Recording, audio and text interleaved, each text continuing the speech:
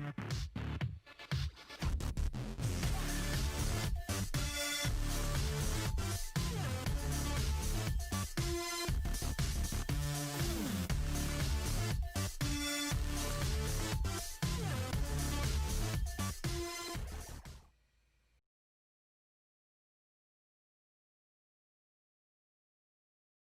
up? What's up? What's up, everybody? Ted here, Bodies and Wicks. Oh, man, what a day! What a day! You know, it's been one of those stressful days where Ethereum breaks the all-time high, and you wonder what it's gonna do. And you know what I did? I called it.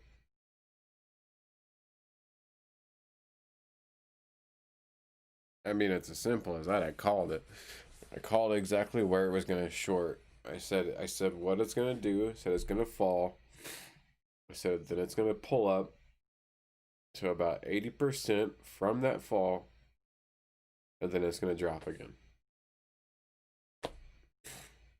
You know what happened? Just that. Just that. So, don't believe me?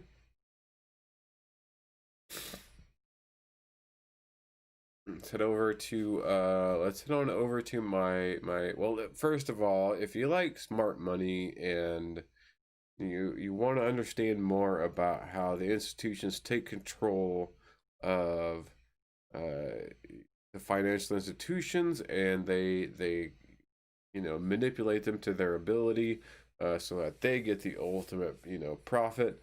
What I want you to do for me is please smash that like button, hit that subscribe button, and do everything you can to help me get the word out to people that are in dire need of this kind of information, because the more follow, just help me gain some followers, that way I can, it'll boost me up in the algorithms, and then, it'll help me out, because I want to show you some things, show you something that happened today that I called, and I am grateful to have seen it. And I said this was going to happen. I didn't, and I even posted it on my trading view, which is what I'm about to show you. So we're gonna go to the charts right now, right? So right now we are at Ethereum versus the dollar. Right up here is my profile. If you click Tedzily, right, and then you click profile, or if you just find me under Tedzily, right, you'll be able to see this. This will be what comes up on your screen, right? And it used to be a lot of Forex, and cryptocurrency is creeping up on the definitely percentage of how much I have been posting about Forex. So first, I want to mention that be wary of one final drop that I thought may have happened right before the big push. This, we'll go back to this later, but because it hasn't happened yet. But first, I said ETH. I said if you dare short the dreaded crash after the all-time high, and I put where you should short it at, right? So once we get this to load, right here, I said there is an unbalanced gap that it needs to fill, right? Unbalanced gap that it needs to fill. And then there was an order block in this area right here that it was going to come up and hit and then drop. What happened? Now, it didn't quite make it to the exact location where I said it was going to. But as long as you're paying attention during that time, which I definitely was, you got to enter the trade. Or if you, put your entry at 70.5 like I always have, which I should have had, like I always say to do. If you ever watch my channel, you know I always say the 70.5 is going to be your entry, right? Or at least that's going to be your bread and butter. I say to enter at the 62, right? But more than likely it's going to make it to the 70.5. And then if you're lucky, it's going to make it to the 80. Now, I've been saying it's going to be retracing 80%. I thought it would, which is why I left it up here. But I still consider this a win. I mean, literally, how far away? Right? The high got to 1.3895, right? I say to enter at 1.396. So it's a $7 difference, which in Ethereum world, that's not that much at all. Now, if you had entered at the 70.5, you had entered at 1379, you'd have been safe. You'd have been completely safe. I don't know why I didn't drag that down just a little bit more and said, hey, you know, there's that unbalanced gap. It's going to come up into the unbalanced gap. I honestly thought it was going to completely fill the gap and then go up. But, you know, I should have known better because not all gaps get filled. That is 100% fact. Not all gaps get filled, right? Now, I know I've just started this, but give me 1 second. I will be right back. I promise. Don't wait long.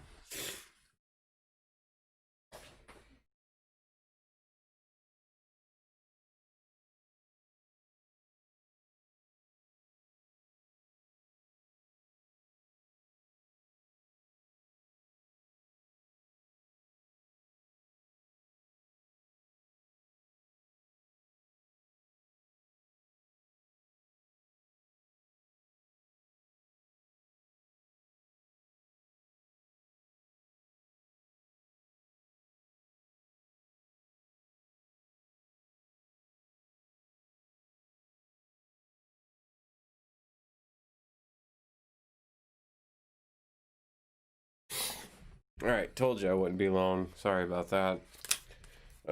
Considering it is my channel, I did forget to bring some provisions, and that would be the cigarette, and that is because this has made me a little bit nervous. Now, here's what I did. Right, first thing I did after I did this is I put an area of take profit. Right. I put the area of take profit right on top of this. You know, well, you can see the apparatus here, right? So it drops down, right, comes back up, and then pulls back down. This would be considered your breaker, right? This would be considered your breaker. So this is an area to where if it hits it, right, there is a good possibility that it could continuously go up from here. There really is a good possibility for that because you do have this breaker. So as of now, I have actually closed my my stop loss all the way down to 0. I'm not risking anymore. I have taken 50% of my trade to that level, and 50% of what I have entered it with is good enough for me, right? Now, if we look at this at right here, so this is what I drew today. Right, and I drew in a couple more things on it as well. And here I put short entry bearish OB. And what I was looking at, right, whenever I first drew this, and I always forget that crypto enters a little bit shorter than what I would like. Right? Right, so I find this 5-minute candle right here, right? And actually it should have been right here. Actually, right at the 80% was where it was. Right, you can see it. And the reason I drew it there, and actually, in 100% all honesty, it should have been right here. And the reason it should have been right here, and let me get this a little bit bigger for you guys just so you can see. Make it a lot bigger actually. And the reason it should have been right here is because you have 1, 2, 3 green candles, right? None of them have wicked out of each other, right? They're all solid. These are all solid. This is the easiest form of an order block that you will ever be able to find. Now, the reason I chose this right here, and I wanted this to be the entry, was because it had a little bit of a wick down, right? So it still pushed down a little bit before its last push up. So I thought maybe it might get to that last push up before it dropped down, right? So that's what I was hoping for.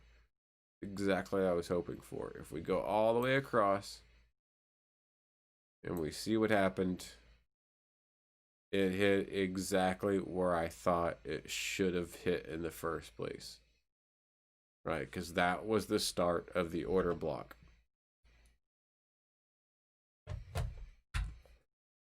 So it is 100% my fault that I did not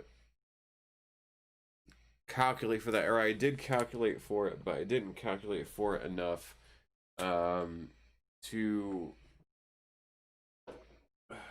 understand exactly. I'm having to grab for some things over here. To understand exactly, you know, the ramifications that it did have. So, considering I did see this and I saw it last minute, and I thought this could have hit it, but you know, my actual entry to this was actually, well, it shouldn't have done that. And let me go back.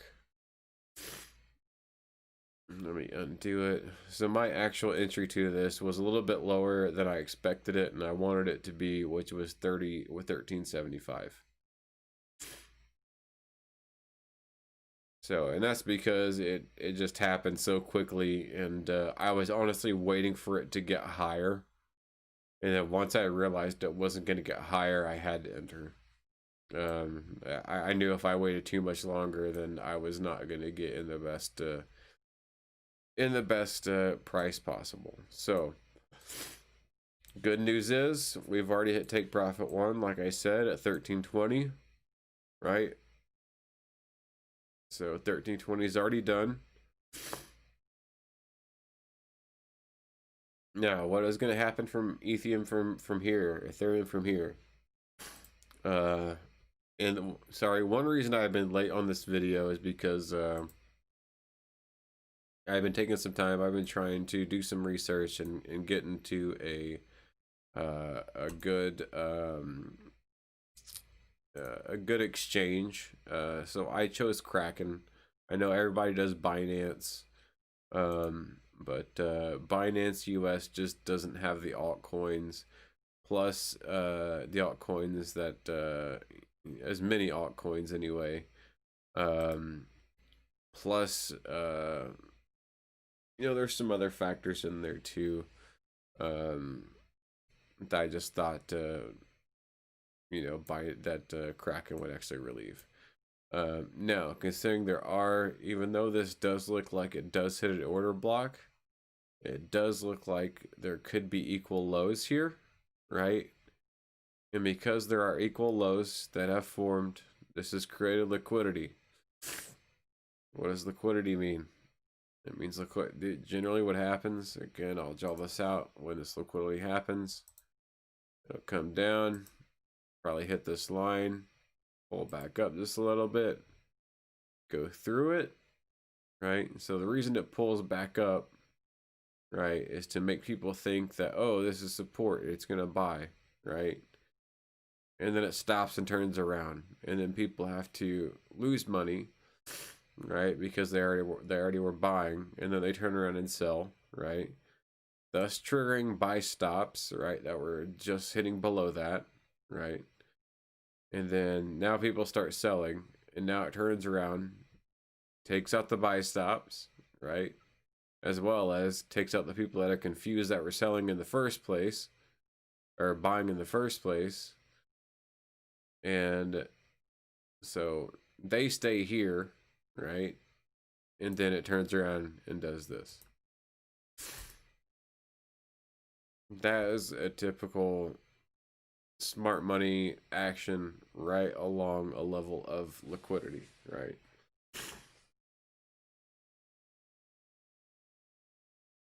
So we shall see what happens soon. Now, I know the title of this video I haven't gotten to yet. About $7 trillion being pumped into the Bitcoin market, and we're going to get to that now. So first, I came across this tweet, right? Also, if you don't follow me on Twitter, please do. I am at BodiesWix. There's no X, just BodiesWix. That you can see down here in the corner. It does say BodiesXWix, but it says at BodiesWix. So find me either way. Follow me on Twitter, please. That'd be great. I'll, this thing basically announces every time that I go live, or I'll announce every time that I go live. I even put up my wins, things like that. I show you that I'm not just trying to blow smoke up your butt. I'm actually trying to tell you that I know what I'm trying to show you that I know what I'm talking about. And I hope you believe me that whenever you watch these videos that you understand that I do have a good grasp on what is going on. Now, this news right here about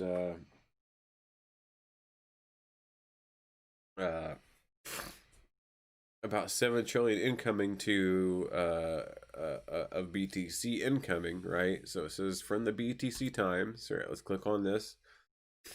New filings with the SEC suggest that the world's leading asset manager, BlackRock, would soon add exposure to Bitcoin futures through quote unquote certain funds, right? Quote unquote certain funds. What in the world does that exactly mean? Right?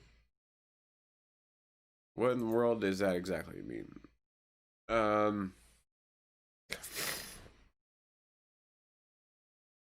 Well,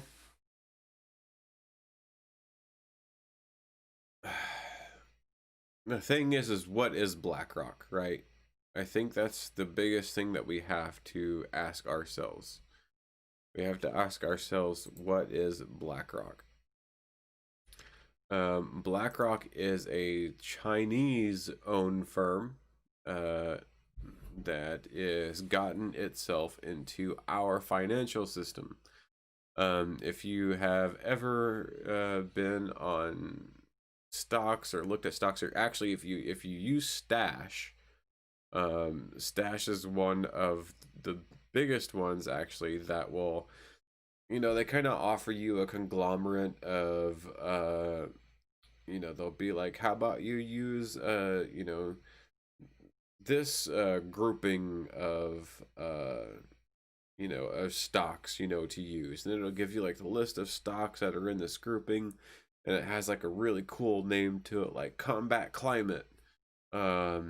And it has all the different companies that are out there supporting climate change or whatnot. So you can choose this one specific iShare is what it is known as. And how do I know that it is an iShare? Well, if we click on this, we click on the actual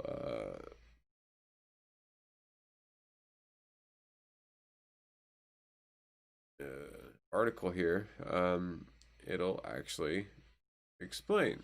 So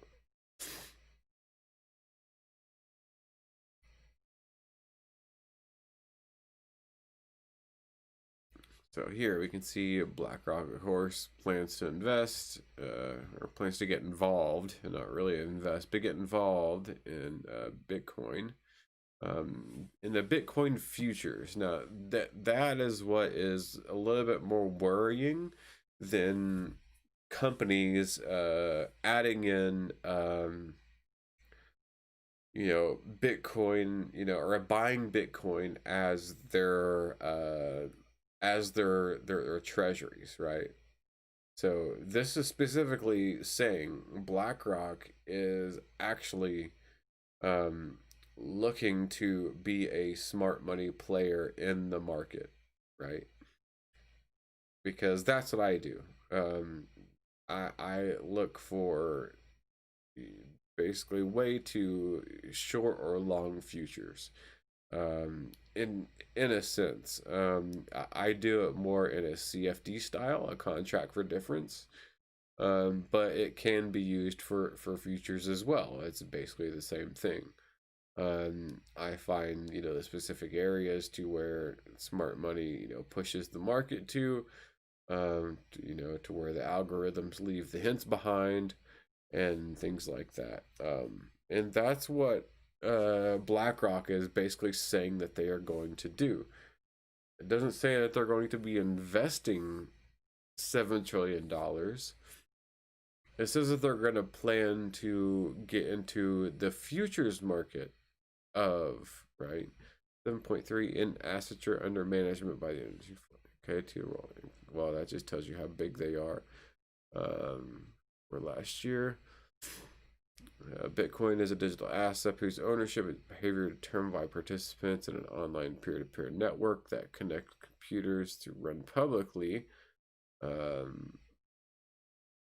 participants in an online peer-to-peer network. Okay, well, yeah, we know what Bitcoin is. Futures trading allows funds to increase or decrease the level of risk to which fund is exposed more quickly and efficiently than with other transactions. The filing further states, the only futures BlackRock intends and invests in are cash-settled Bitcoin futures traded in commodity exchanges registered with the CFTC. Cash-settled Bitcoin futures, right? So, what are cash-settled Bitcoin futures? Let's go over here and let's go to barchart.com.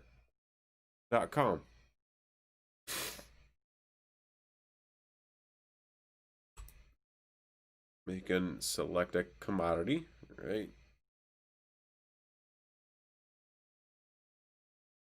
Yeah, it's still loading. Yeah, it's still loading, even though, give me a glimpse. Come on now. I only clicked on it once that time. There we go. And we can go down here, down to Bitcoin futures, right?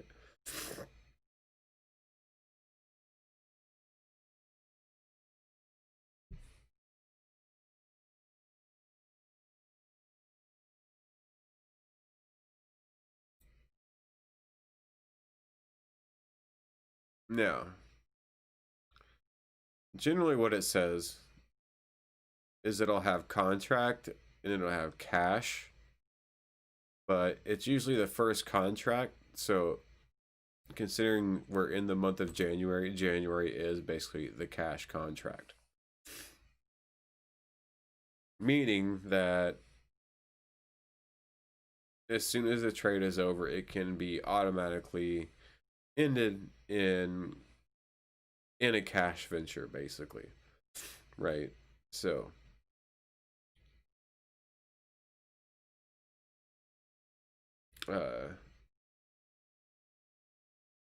what this is going to do, right, is, so let's say you have, let's say the options prices, right?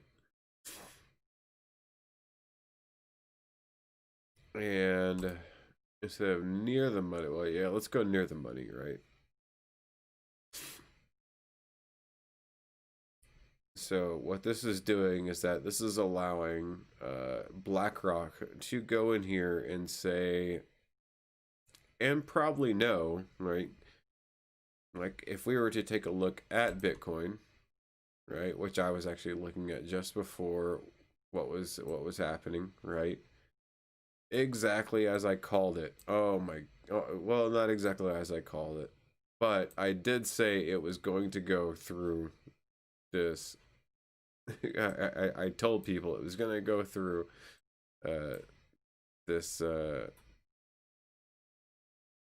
this trend line. Everybody kept talking about the trend line, the trend line, the triangle, the triangle. I said it's going to go through it. There's no such thing as a trend line. Trend lines do not matter. Trend lines do not care about your feelings, right? They are non-existent.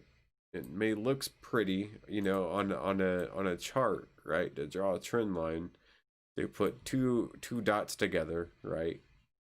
Call it a trend line, right? Not a trend line.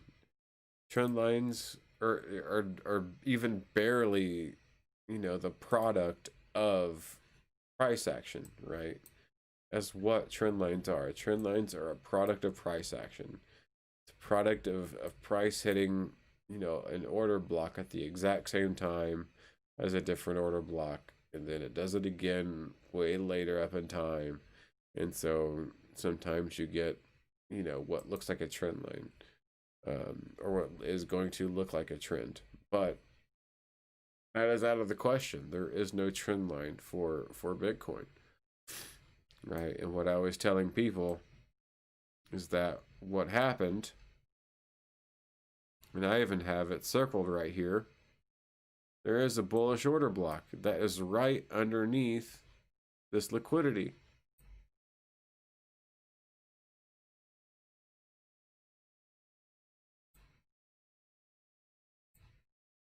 Right? And I even have it marked out with this yellow line. So there is liquidity right here.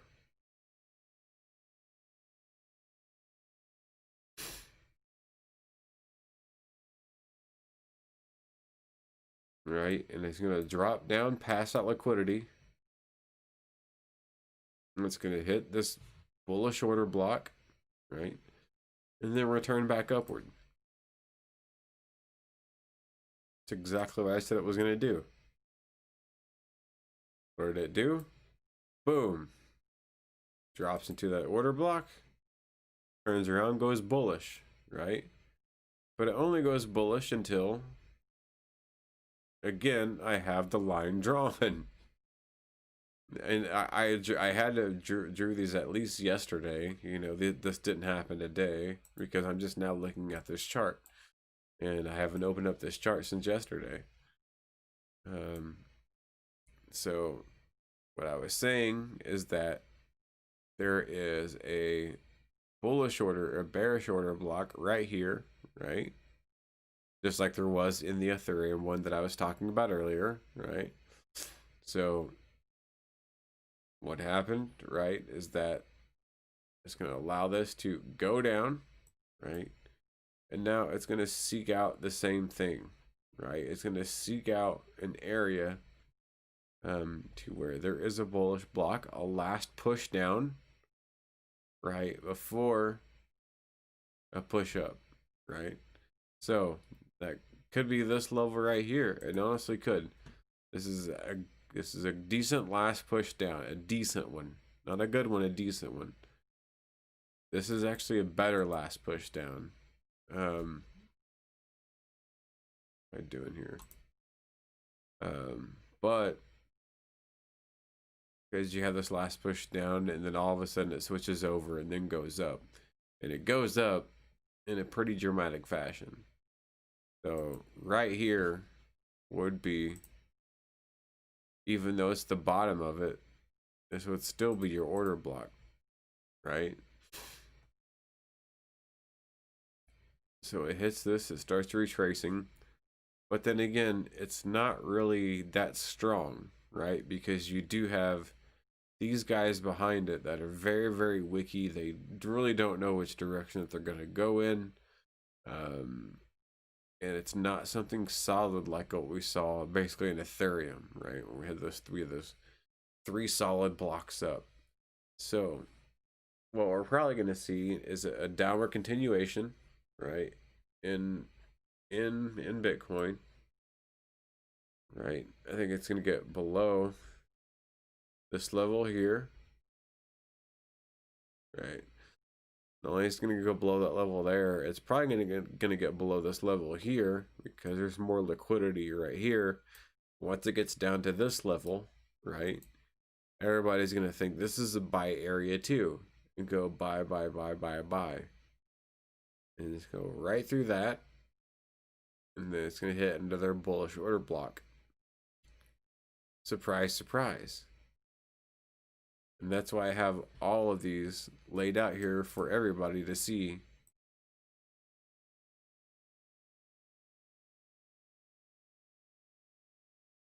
There's no trend lines, there's no channels, there's no triangles, there's no geometry, there's no harmonics. It's basic price levels. That's all it is, right? So I think what I did is I drew at the 50% mark of this this bullish move, right? So it may have been this bearish move, because what you're looking at is the bearish move coming down and then going back up, right? So let me actually draw out that fib, and I want to see if that comes close to that 50%. If not, then that is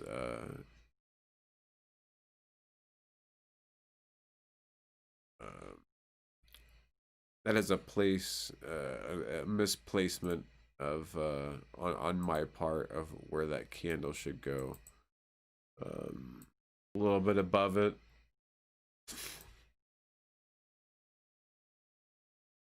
So this candle should actually, let me get rid of this guy.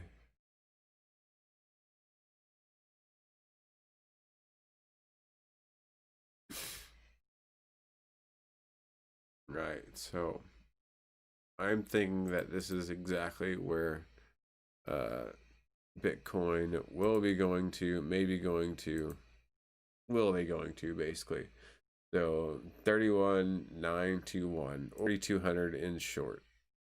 It's exactly where I think it's going. 3,200. I don't think it'll get below 30,000 again. I mean, it might get below 30,000. If it does, it's going to take a miracle prayer. Just because there was a lot of balancing in between 20,000 and 30,000. A lot of people may not have seen it that way, but if you actually look at the price between 20,000 and 37,000, there was quite a bit of balancing. It was actually really, really interesting to look at. So, here we are, like 25, 25 all the way down to whatever this is. Well, I think that was 27 actually. This is like 25.6 or something like that. 25.890, and this up here is 28.416. So here's some sideways action, and then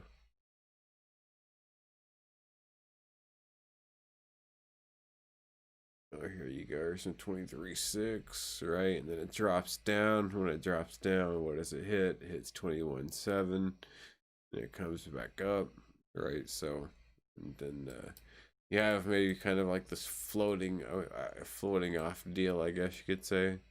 It's not like a huge like upbringing in the market, but it's enough to where it will what's the word I'm looking for?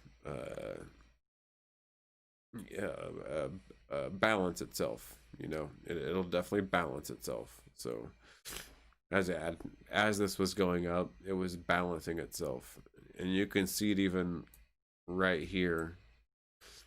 And this little guy right here, this little like M-shaped looking thing, and it is definitely a rebalancing of price as it was moving up, because you know what, it realized it moved up a little bit too quick. Didn't want to disturb anything, so it kind of moved back down to be incognito, or else it would have drawn the attention.